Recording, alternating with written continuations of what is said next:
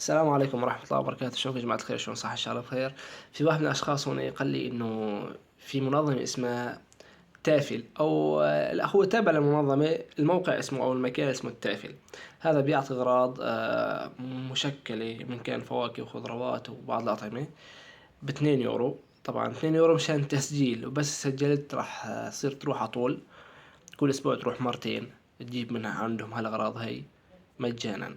فيلا بينا نروح سوا، نشوف نروح عند هالتافل هذا نجيب لنا الأغراض ونفرجيكم شو هي الأغراض تحسن تجيبوها بس جيتوا على ألمانيا، أو كيف راح تروح تجيبوها.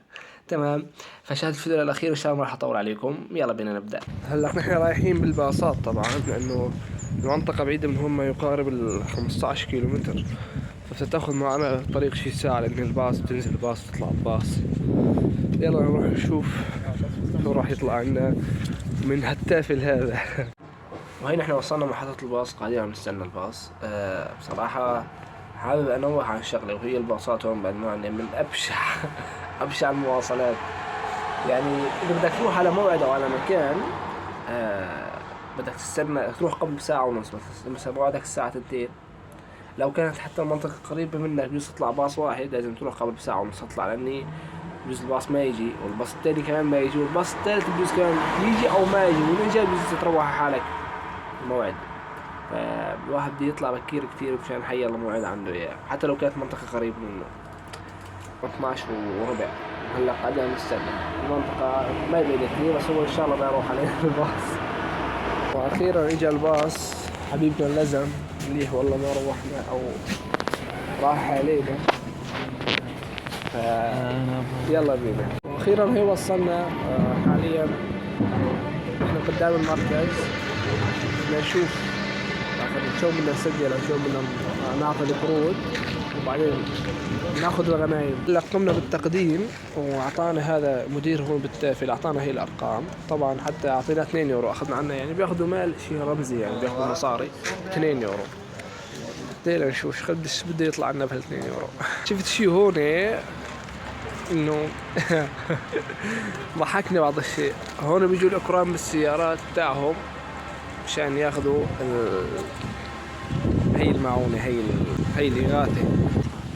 هذول السيارات تبع اللاعبين مشان ياخذوا كمان الإغاثة. هون صديقي الأفغان عم يقول لي إنه كلها عندهم سيارات وعم يجوا ياخذوا من هون عند هي المنظمات. نحن بسوريا أول ما صارت شغلة المعونة والإغاثات، الزنقير أو اللي عنده مصاري يستحي يروح ياخذ إغاثة أو عند منظمات شيء، يقول عيب. هلا صاحونا مشان نفوت لعندهم، رايحين نستلم الأغراض.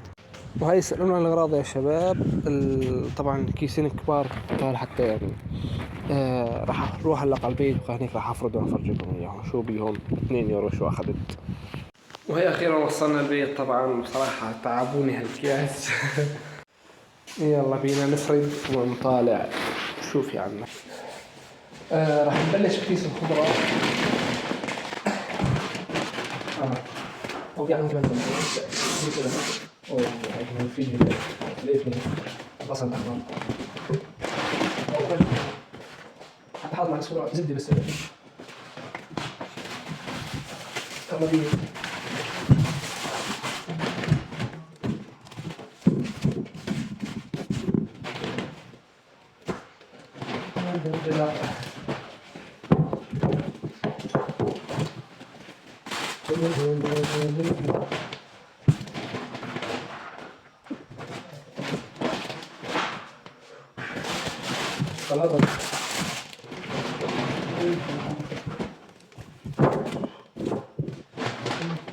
طروج.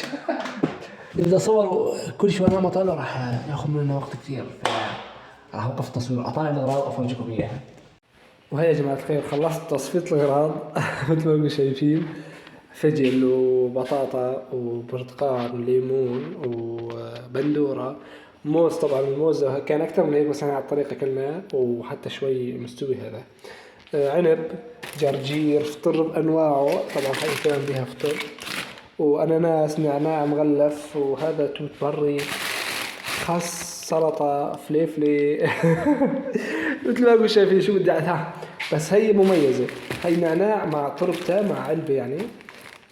مشان تقص من النعناع وبتسقيها وبتطلع لك أيضا نعناع. وهون قسم الأجبان، الزبدة، الخبز.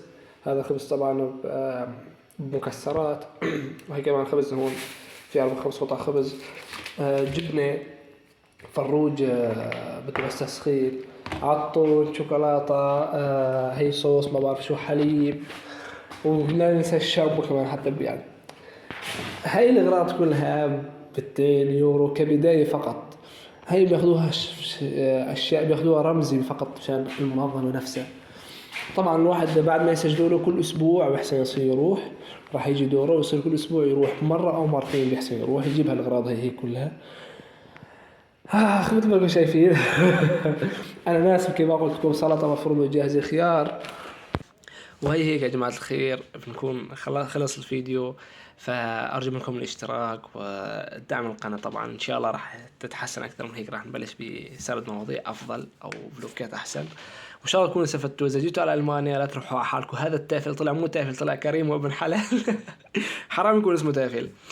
طبعا أنا هي الأشياء جبتها لشخص، إنه أنا شخص واحد، لو عائلة بيعطوهم أكثر، بإمكانك يعني بتاخد أكثر، دبل أو دبلين أو 3 يعني. فإن شاء الله تكونوا استمتعتوا بالفيديو، وإن شاء الله أكون كمان ما طولت عليكم. لا تنسوا الإعجاب والاشتراك والتعليقات، تعليقاتكم ترى تسعدنا عند قراءتها. السلام عليكم.